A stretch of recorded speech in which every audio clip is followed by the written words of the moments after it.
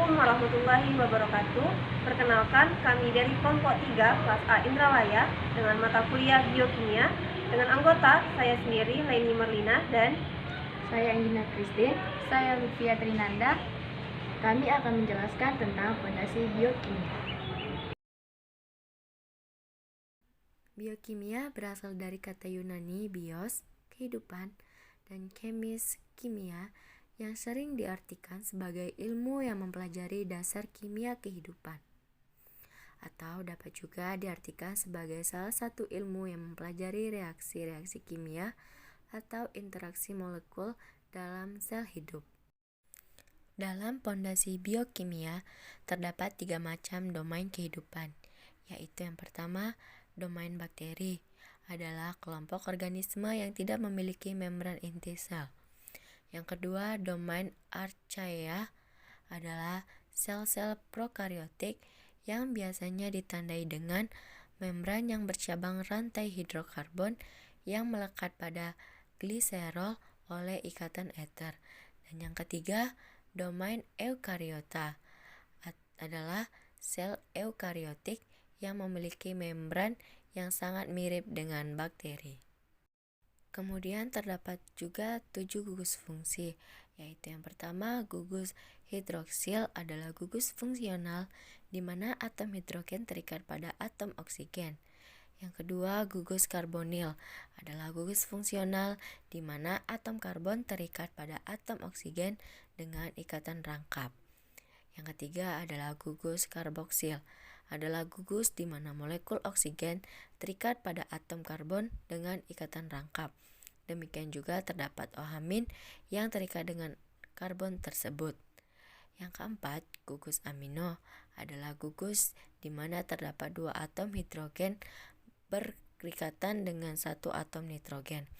Yang kelima, gugus sulfihidril adalah gugus yang terbentuk dari atom sulfur yang berikatan dengan atom hidrogen.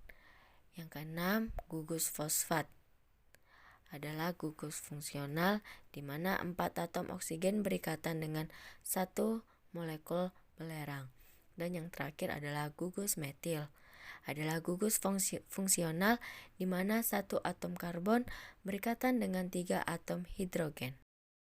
Biomolekul.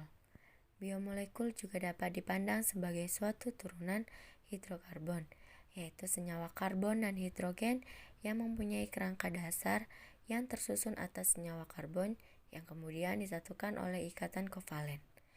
Biomolekul bersifat polifungsional karena mengandung 2 atau lebih sebuah gugus fungsi yang berbeda dan setiap gugus fungsi tersebut memiliki sifat dan reaksi kimianya sendiri.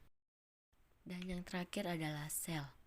Sel terdiri atas 2 jenis, yaitu sel eukariotik dan juga sel prokariotik.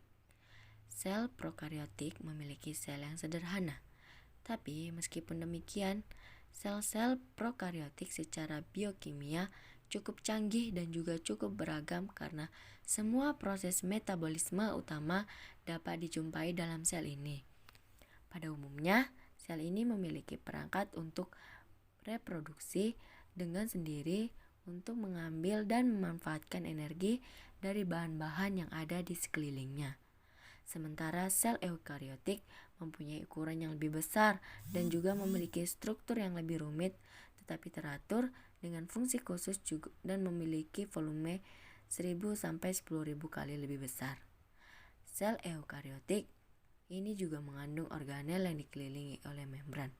Sel eukariotik juga mengandung ribosom yang beberapa diantaranya bersifat bebas dan lainnya terikat pada retikulum endoplasma. Sekian penjelasan materi singkat tentang pondasi biokimia dari kelompok 3A. Kami akhiri, terima kasih.